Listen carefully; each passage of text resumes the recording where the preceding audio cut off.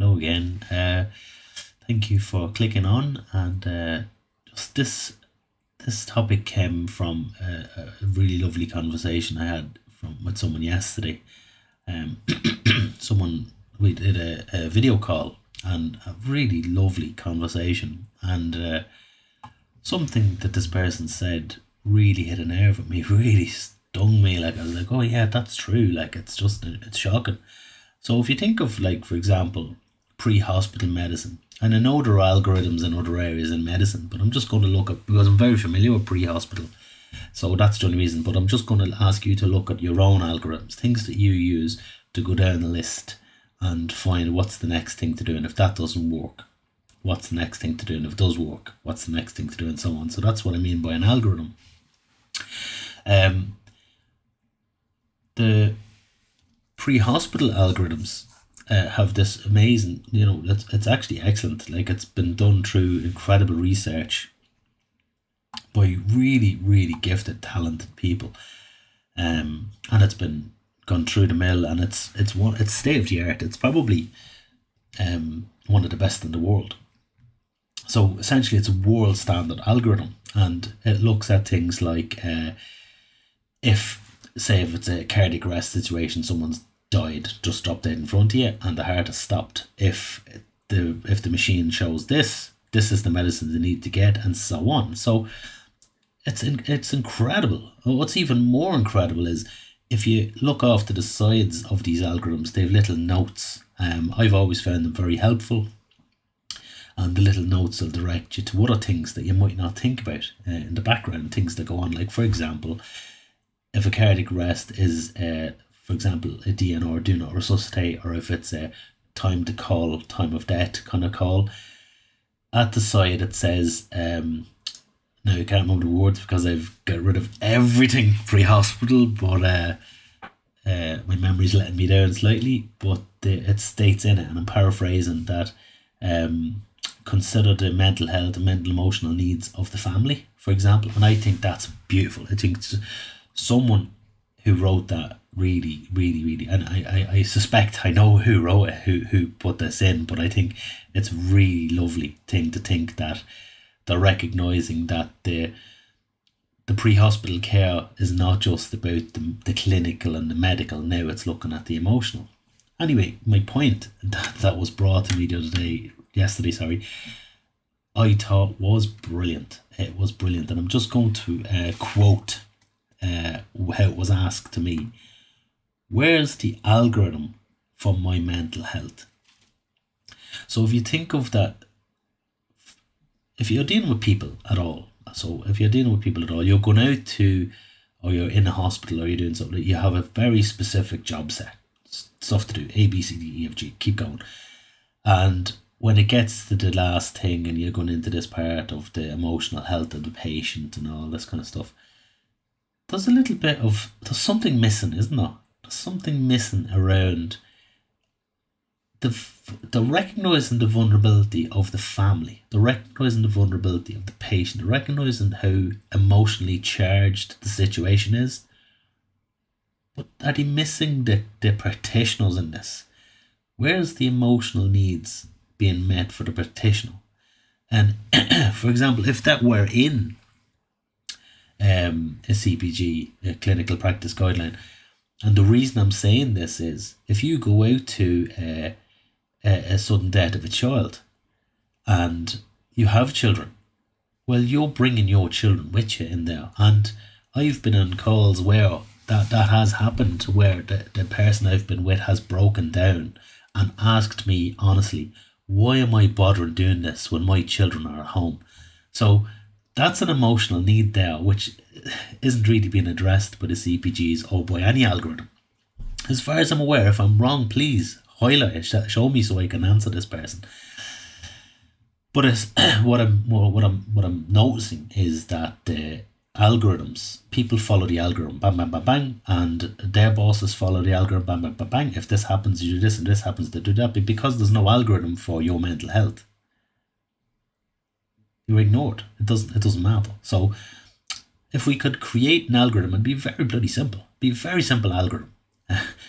It would not take a great deal of effort to write an algorithm on mental health. If a person mentions to you, I can't go on, what do I do next? You know what I mean? And then if it's something very serious, for example, when I was writing my dissertation, I had a lovely meeting with the members of the what do they call them now? The peer support, I suppose, committee, and they're so lovely. But I get the sense of a powerlessness nearly, because the management structure decides how serious their contributions are, and the reality is their contribution should be taken first. Like I'd always say to people, if you're planning your day, plan your self-care first and then plan your day. So plan how to look after yourself in your day and then plan your day. So the same with mental health. We really need to stop looking at all the other things that we need to do, because unless we have a healthy workforce, we can't get these things done. I mean, if we do get them done, we're going to get them done really well. Or sorry, really poorly, not well at all. So we need to be able to say to someone, well, mental health's number one. So if we're thinking of an algorithm and your ABCs, A is going to be mental health, not down a M or down further because it's an afterthought. A is first. So if I turn up to work, I remember someone telling me recently as well about, I think it may have been the helicopter, the pre-hospital helicopter, that they turn up to work, and let's say there's 5 members of staff, and at the morning they'll meet and they'll turn around and say, is everyone feeling okay today? And then, yes. And one will say, well, no, I feel a bit rough after the call yesterday. And they will stand themselves down and they will say, it's okay, let's chat about yesterday. So that's the way it needs to go. That's the way everywhere needs to go. And I know you can say, oh, how can we do that in a hospital environment when we have patients? Well, why can't you do it in a hospital environment when you have patients? Why can't you look after staff first and say, I hear what you're saying. So how about we set aside 11 to 12 o'clock, we'll take you off the floor. Are you okay to do that? And at 11 to 12 o'clock, we'll have a cup of tea and a chat. And that way then you're really looking after your staff. If it's someone going into an ambulance, I've worked with people who've turned up to work and I've said straight to them, are you fit to do today?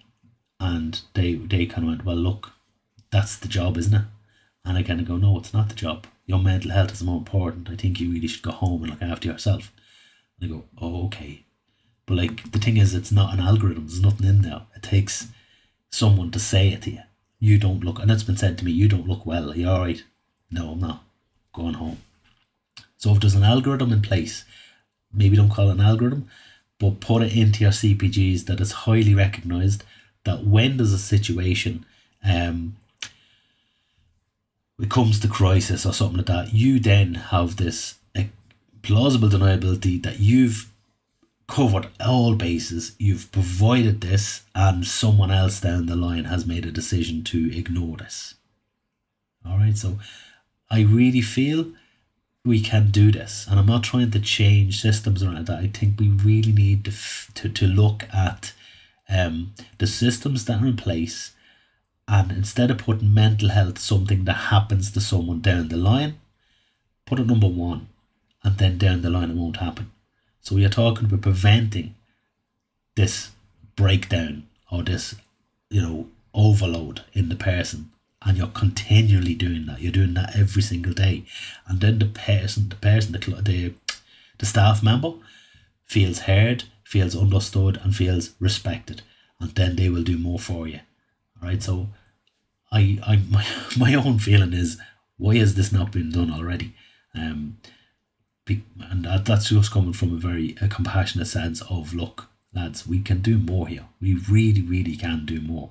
We need to stop looking at how we can get more people to do more work, but more how we need to look at how can we protect people more. Because then the other thing will help take care of itself. If you're looking after me and you're helping me and you're not ignoring me and you're not disregarding me and dismissing me and throwing me away like I don't matter, well, I'm going to do a hell of a lot more for you. And I know there are other lads that will do the same. So, it's probably something worth thinking about. Put it in the brain pan and shake it around, but I really do feel that needs to be done. And again, I'd like to give a shout out to the PO support committee that's over the National Ambulance Service. They are excellent. They are excellent. So they are out there, they're doing really tireless work, and nearly pedaling against the wind, as they say. It seems that they're just not getting enough support. So I'd hope that someday they'll recognise that they are more important than anything else, because our staff is more important than our books or our numbers or whatever it is at the end of the year you get awards for. You should get awards for protecting mental health of staff, not awards for, saving the company thousands, this kind of way. So you'll save the company millions if you look after your staff. Anyway, again, rant over. I hope that's that. Thanks for watching.